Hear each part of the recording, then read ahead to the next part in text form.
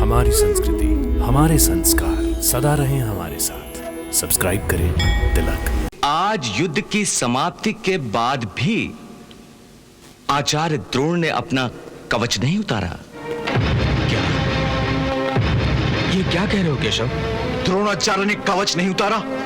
इसका अर्थ यह है कि उन्होंने अंतिम युद्ध का व्रत ले लिया है। या तो वो स्वयं मर जाएंगे या वो सारे पांडवों को मार देंगे। इसका अर्थ यही हुआ केशव कि केवल दुर्योधन ही नहीं, गुरु द्रोणाचार्य ने भी अंतिम युद्ध करने का संकल्प कर लिया है। द्रोणाचार्य यदि कल अंतिम युद्ध करेंगे तो इसका अर्थ यही होगा कि कल युद्ध का अंत होगा। सिंधु नरेश की सुरक्षा का उत्तरदायित्व सबसे अधिक आप पर था। आप हमारे सेनापति हैं, फिर भी जयद्रथ का वध हो गया। आप तो गुरुकुल के सभी राजकुमारों के गुरु हैं। आपके शिष्य आपसे बढ़कर नहीं हो सकते, परंतु आज आपको अपने ही एक शिष्य से पराजित होना पड़ा। युवराज, गांधार नरेश की जिह्वा को लगाम दीजिए। जो मुंह में आता है बोल रहे हैं। मामा श्री गलत तो नहीं कह रहे हैं।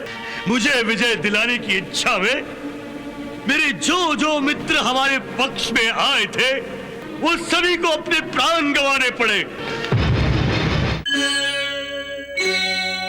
आज के युद्ध में कौरवों की पराजय नहीं हुई है, पराजय हुई है युद्ध कुशल और अजय सेनापति आचार्य द्रोण की। जयद्रथ के वध के कारण द्रोणाचार्य की युद्ध कुशलता का अपमान हुआ है। उन्होंने जयद्रथ की सुरक्षा का जो वचन दिया था वो वचन मिथ्या हो गया है। इससे उनके अभिमान को चोट पहुंची है और वो घायल होकर एक शेर की भांति बिफर गए हैं। और आप सब तो जानते हैं कि एक घायल शेर सबसे अधिक घातक होता है।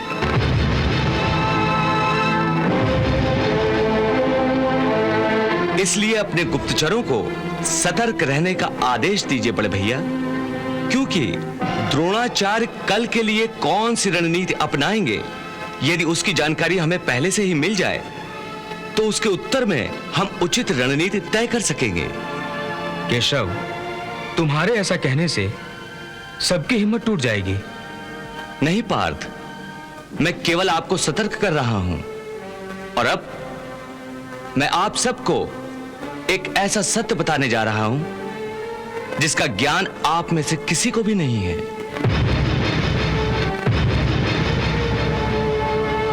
ऐसा कौन सा सत्य है केशव जो हम में से कोई नहीं जानता?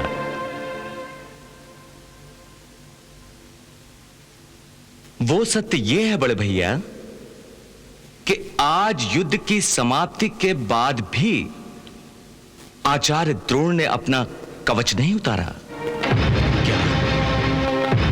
ये क्या कह रहे हो केशव? द्रोणाचार्य ने कवच नहीं उतारा? इसका अर्थ यह है कि उन्होंने अंतिम युद्ध का व्रत ले लिया है। या तो वो स्वयं मर जाएंगे या वो सारे पांडवों को मार देंगे। और यह भी हो सकता है कि वो आज रात को ही आक्रमण कर दें। इसका अर्थ यही हुआ केशव कि केवल दुर्योधन ही नहीं, गुरु द्रोणाचार्य ने भी अंतिम युद्ध करने का संकल्प कर लिया है। आर या पार।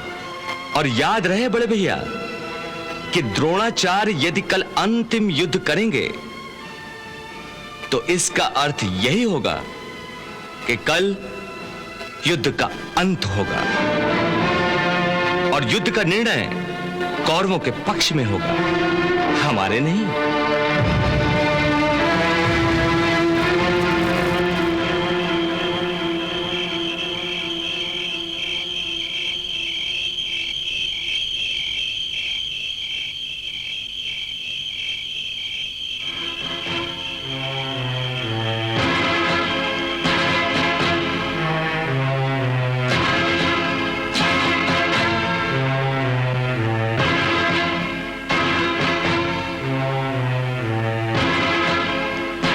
प्रणाम आचार्य।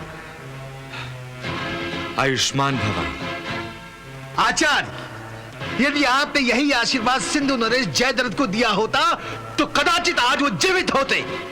गांधार नरेश, आप जयद्रथ के वध का कारण मुझे बनाना चाहते हैं, परंतु हर कोई जानता है कि आज जो भी अनर्थ हुआ है उसका कारण सूर्यास्त होने का आभास है। हाँ? जिससे हम सब ने धोखा खाया है। सिंधु नरेश को यदि मैंने आयुष्मान होने का आशीर्वाद दिया होता तो वो भी विफल हो जाता, इसलिए कि मैं युद्ध तो अवश्य कर सकता हूं परंतु किसी के भाग्य से नहीं लड़ सकता। परंतु आचार्य, फिर भी आप इस आरोप से बच नहीं सकते कि आप अपनी कृपा दृष्टि केवल पांडवों पर ही करते रहे हैं। गांधार नरेश, उन्हीं को मन से आशीर्वाद भी देते रहे हैं। गांधार नरेश, क्यों? क्या मैं झूठ बोल रहा हूं? क्या आपने अर्जुन को मन से आशीर्वाद नहीं दिया? उसी आशीर्वाद के कारण अर्जुन ने अपनी प्रतिज्ञा पूरी कर ली, परंतु सिंधु नरेश जयद्रथ के प्राण पखेरु उड़ गए। गांधार नरेश, जिस तरह आपकी जिह्वा चलती है उसी तरह आपने आज अपने तुरीर से तीर चलाए होते तो शायद जयद्रथ के प्राणों की रक्षा हो भी सकती थी। परंतु आचार्य, सिंधु नरेश की सुरक्षा का उत्तरदायित्व सबसे अधिक आप पर था। आप हमारे सेनापति हैं, फिर भी जयद्रथ का वध हो गया। आप तो गुरुकुल के सभी राजकुमारों के गुरु हैं। आपके शिष्य आपसे बढ़कर नहीं हो सकते, परंतु आज आपको अपने ही एक शिष्य से पराजित होना पड़ा। युवराज, गांधार नरेश की जिह्वा को लगाम दीजिए। जो मुंह में आता है बोल रहे हैं। मामा श्री गलत तो नहीं कह रहे हैं।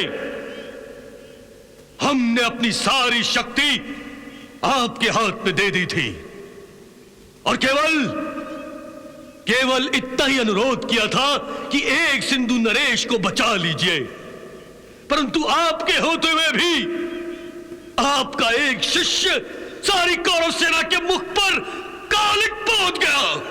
युवराज, आप अच्छी तरह से जानते हैं कि सिंधु नरेश की सुरक्षा में मैंने कोई कमी नहीं रखी है और फिर भी वो मारे गए। उच्चतम सुरक्षा होते हुए भी यदि वो मारे गए तो फिर दूसरों से पूछना ही क्या।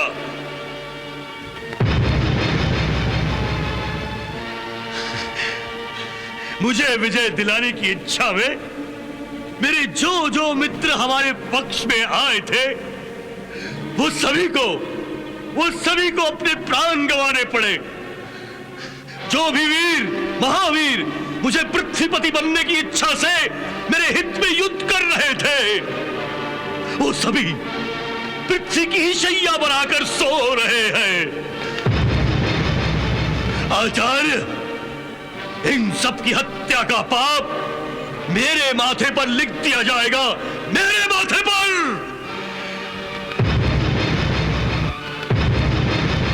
आचार्य, मैं वो पापी हूं जिसने अपने ही सगे संबंधियों और मित्रों का भयंकर संहार करवाया है। अब यदि मैं हजारों अश्वमेध यज्ञ भी करा दूं तब भी मैं अपने आप को इन पापों से मुक्ति नहीं दिलवा सकता।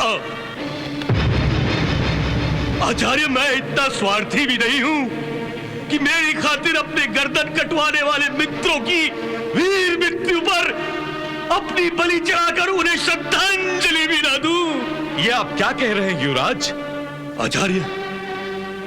आचार्य, अब मैं जीना नहीं चाहता। मुझे मेरे अपनों की लाशों पर खड़े होकर जीने का कोई अधिकार नहीं। अभी आपने मुझे आयुष्मान होने का आशीर्वाद दिया है ना, वापस लो अपना आशीर्वाद। युवराज, शायद आप होश में नहीं हैं। हाँ आचार्य, मैं होश में नहीं हूं। हाँ आचार्य, मैं होश में नहीं हूं। मति मारी गई है ना मेरी, बुद्धि भ्रष्ट हो गई है मेरी, इसीलिए देखकर भी नहीं देख सका कि पितामह भीष्म युद्ध तो मेरे पक्ष में कर रहे थे, परंतु चाहते थे कि पांडव विजयी बने। हाँ, मैं होश में नहीं हूं, इसीलिए यह भी नहीं जान सका कि अर्जुन आपका प्रिय शिष्य है, जिसके सामने हम आपको तुच्छ तुच्छ नजर आते हैं। परंतु आचार्य, अब मैं होश में आ गया हूं, मेरी आंखें खुल गई हैं। अब मैं जान गया हूं कि केवल अंगराज कर्ण ही मेरा सच्चा मित्र है। केवल अंगराज कर्ण ही सच्चे मन से मेरी विजय चाहता है, और केवल एक अंगराज कर्ण ही मुझे विजय दिला सकता है। विजय। कथनी और करनी में बड़ा अंतर होता है युवराज। विजय दिला देने वाले जान हथेली पर रखकर युद्ध करते हैं, जान बचाकर रणभूमि से भागा नहीं करते। अर्जुन ने जब जयद्रथ का वध किया, तब तुम्हारा यह सच्चा मित्र क्यों आगे नहीं आया? कर्ण अवश्य ही सिंधु नरेश की रक्षा कर सकता था, परंतु यदि वो ऐसा कर लेता तो फिर आपके सेनापति होने का क्या लाभ? शब्दों के तीर तो गांधार नरेश चलाते हैं, परंतु आपसे यह अपेक्षा नहीं थी युवराज। मैंने पहले ही कहा था कि मैं भाग्य से नहीं लड़ सकता। आपके भाग्य में क्या है, इसे आपको उसी दिन पढ़ लेना चाहिए था जिस दिन भीष्म पितामह शिखंडी के कारण निष्क्रिय हो गए थे। गंगा पुत्र भीष्म, जिन्हें दानव तो दानव, देवता भी परास्त नहीं कर सके, हमने कर्ण या फिर स्वयं मैं क्या चीज हूं? युवराज, आप कौरवों के भाग्य को नहीं पढ़ सके, परंतु गंगा पुत्र ने अपने निष्क्रिय होते ही कौरवों के भाग्य का लिखा पढ़ लिया था और आपको पांडवों से संधि करने का सुझाव दिया था। भीष्म पितामह की अंतिम इच्छा अनुसार आपको पांडव से संधि कर लेनी चाहिए थी, परंतु उस समय आपने पितामह की इच्छा को ठोकर मारकर उनका अपमान किया, और आज मुझ पर पक्षपात का आरोप लगा रहे हैं। तो क्या आचार्य, अब आप भी युवराज को पांडवों से संधि करने की सलाह देंगे? नहीं मामाश्री, नहीं। अब पांडवों से संधि मरते दम तक नहीं हो सकती। अब मैं अंतिम युद्ध करना चाहता हूं, अंतिम युद्ध।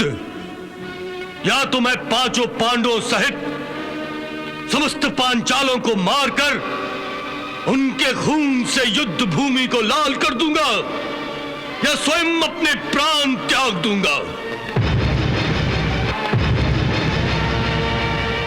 ऐसे साथियों के साथ जीने से क्या लाभ, जो मन से पांडवों के साथ हैं और सदा ही उन्हीं की विजय की कामना करते हैं।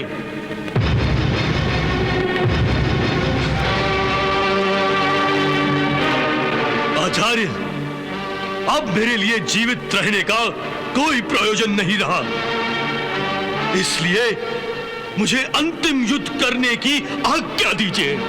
युवराज, नहीं, आपको मैं अंतिम युद्ध करने की आज्ञा नहीं दे सकता। क्यों आचार्य, क्यों? इसलिए क्योंकि युद्ध करने का निर्णय मैं पहले ही ले चुका था, इसलिए अब भी मेरे शरीर पर यह कवच है। सिंधु नरेश जयद्रथ को उनके प्राणों की रक्षा का वचन मैंने दिया था। मेरा वो वचन झूठा प्रमाणित हुआ, परंतु अब मेरा अंतिम युद्ध करना और भी आवश्यक हो गया है, क्योंकि मुझ पर पांडवों के पक्षपात का आरोप लगाया गया है। इस आरोप को मैं पांडवों के रक्त से धो दूंगा।